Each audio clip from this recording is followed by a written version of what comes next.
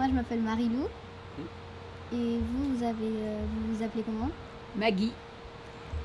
En quelle année vous avez fêté vos 20 ans? Ah, il faut que je calcule, tu te rends compte? 1958. Vous habitiez où à 20 ans? À Saillant 20 ans, j'habitais avec mes parents à Saillant pendant les vacances et après, je suis partie en faculté, j'habitais à Grenoble. Une petite question en plus, vous habitiez où?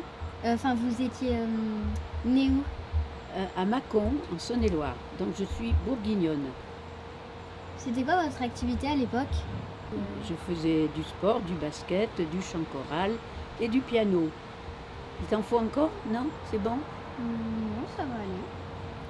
C'est quoi qui occupait le plus votre temps? Qui occupait d'abord les études, ma petite, bien sûr. Voilà. Quand je suis arrivée à Grenoble, c'était la première fois que j'habitais dans une grande ville et une ville universitaire. Tu sais ce que c'est une ville universitaire? Non, je sais pas. Où il y a une université, donc des facultés, les études après le baccalauréat. D'accord. Et comment décrirez-vous la vie à cette période? C'était une vie partagée entre les études, le travail et les loisirs. Voilà. Et les loisirs étant moins organisés que de nos jours. Et comment c'était? Moi, j'y ai trouvé mon compte. Pour vous faire un aveu, jeune demoiselle, je passais plus de temps dans les cafés qu'à la faculté. Pouvez-vous raconter un fait qui a marqué votre époque? Oui, j'arrivais de Die, au collège de Die, où évidemment j'étais parmi les élèves qui réussissaient.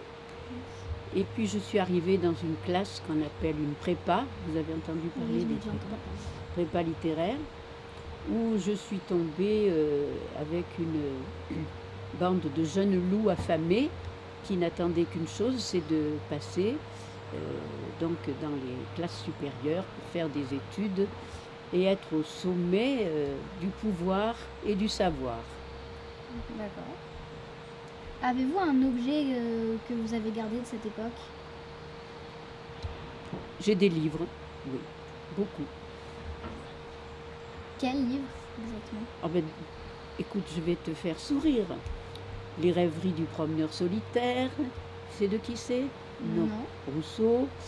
Je lisais L'Esprit des lois, tu sais de qui c'est? Montesquieu. Je lisais Colette.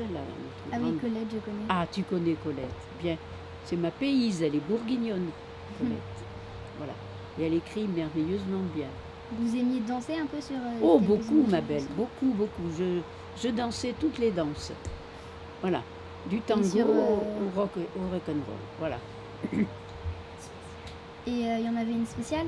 Exactement. Une spéciale? Oui. Il y en avait deux que j'aimais pour des raisons différentes. Le tango parce que c'est cool, Raoul, et puis le rock'n'roll. Et la danse atomique? Ah, bien sûr, c'est la bombe atomique, oui, bien sûr. Alors ça, c'était le clou, comme quand on fait la chenille maintenant, tu vois. Alors il fallait un bon cavalier parce qu'il fallait soulever les nanas bien haut, bien. Plus elles montaient haut, les filles, et mieux c'était. Voilà. Mais c'était un peu juste quand même, comme... voilà. Et vous avez pensé ou pas à faire des cours de danse ou de rock'n'roll? Je vais te citer une anecdote. Quand j'étais au collège à Die, nous avions une chorale et nous venions chanter dans les petits villages alentours. Je faisais souvent des solos et quand on a chanté à Saillant, il y a un professeur de musique qui est venu rencontrer mes parents en disant mais votre fille, il faut qu'elle aille dans un cours où elle perfectionne son chant, etc. Et mes parents ont dit les études d'abord. Voilà, ça te convient comme réponse? J'ai pas persévéré, non. Voilà. Et pour finir, est-ce qu'il y aurait un souvenir que vous souhaiterez nous partager? Un souvenir que je voudrais partager avec vous, mais bien ce qu'on appelait à l'époque les booms et les surbooms. T'en as entendu parler? Non. C'était des réunions de jeunes où justement on dansait ensemble, on était réunis autour d'un thème, autour d'une occasion ou pas. On allait en boum. Tu as entendu parler du film La Boum? Oui, j'en ai Bon, entendu parler. c'était à peu près ça, où on avait nos premières émotions, on avait la liberté, on n'était pas surveillés, les parents étaient loin, on avait une chambre en ville, voilà. Mais vous n'osiez pas trop compter quand... Enfin, ce que je veux dire, c'est que vous... Mais non, mais mes parents n'y étaient pas. J'étais à Grenoble, ils étaient assaillants, ils ne voyaient rien. Ah, Tu vois. J'avais l'accès à la liberté à 20 ans. C'est peut-être mon meilleur souvenir.